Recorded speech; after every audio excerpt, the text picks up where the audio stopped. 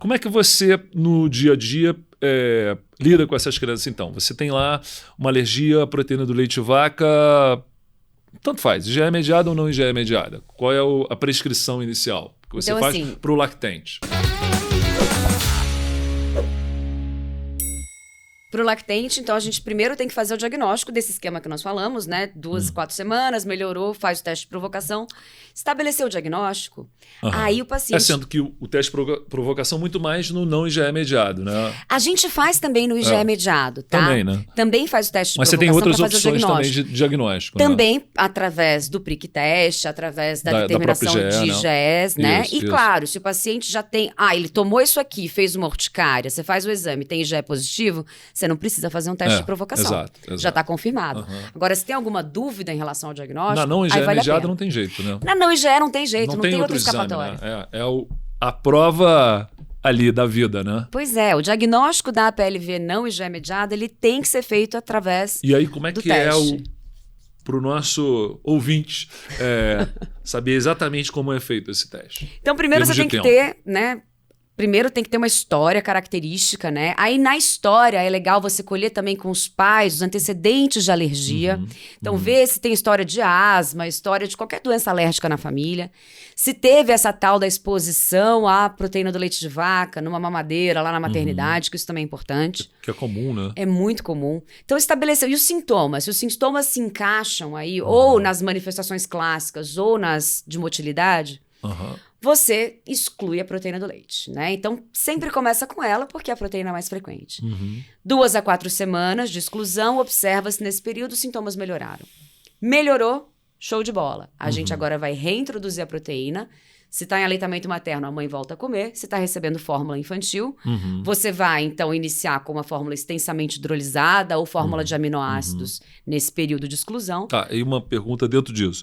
Você tem alguma preferência por uma delas ou você... Tem recomendações, né? Vamos Então, lá. assim, se está em aleitamento materno e a criança Certo. apresentou sintomas em aleitamento materno, e por qualquer motivo você vai usar uma fórmula infantil, não vale usar extensamente hidrolisada. Use a fórmula de aminoácidos. Se a criança reagiu com o leite materno.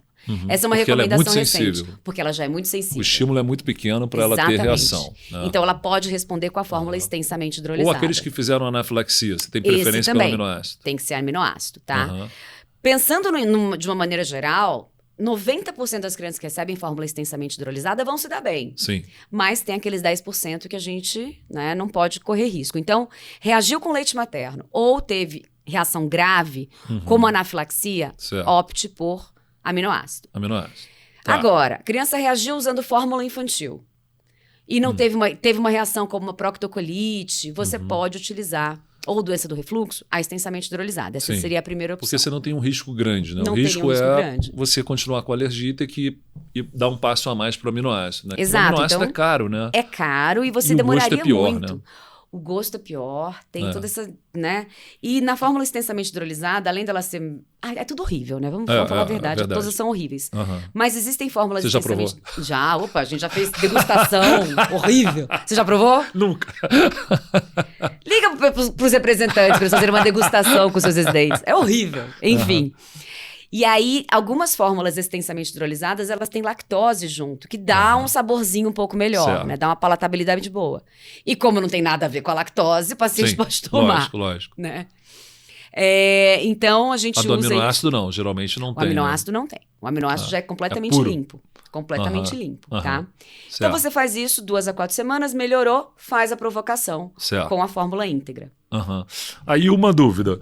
O paciente está usando o aminoácido. A tua provocação é com a extensamente hidrolisada ou com a fórmula inteira? Se eu vou fazer a provocação para fazer o diagnóstico, com a fórmula inteira, Com a fórmula inteira. tá? Porque eu vou fazer o TPO para diagnóstico. Tá.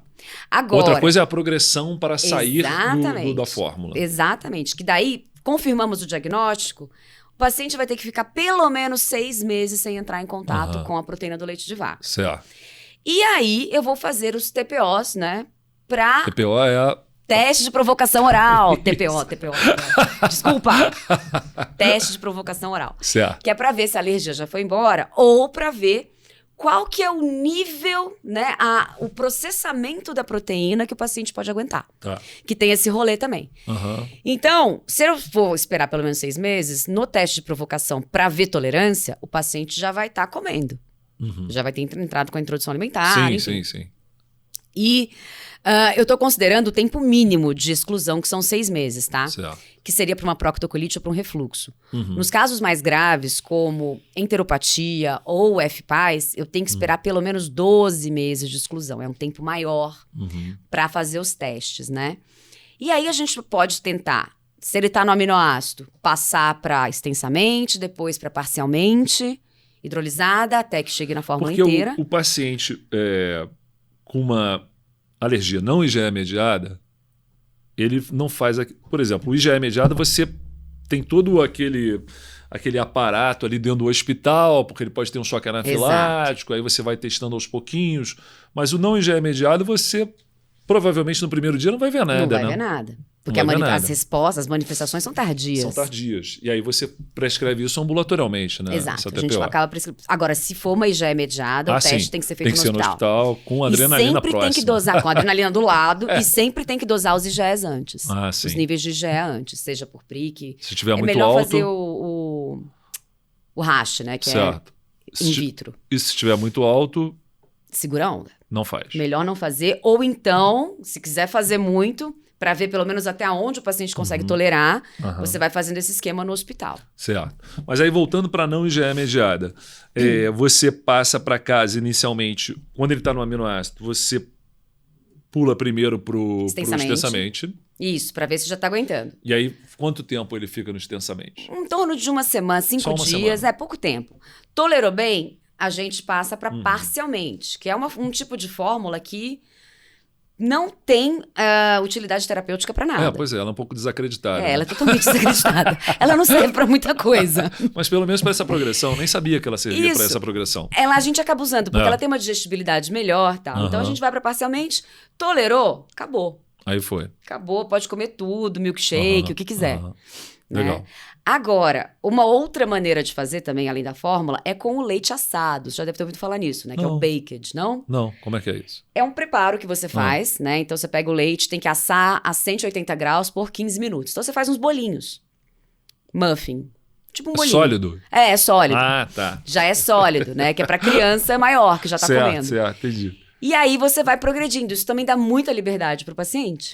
Porque daí ele pode, de repente, comer um pão de queijo. Olha que coisa boa, né? Isso tô falando já que de crianças maiores. Sim, lógico. Tá? Lógico. Aí tem essa Então também tem essa progressão do leite assado. Legal. Leite assado. É leite assado que chama. Baked.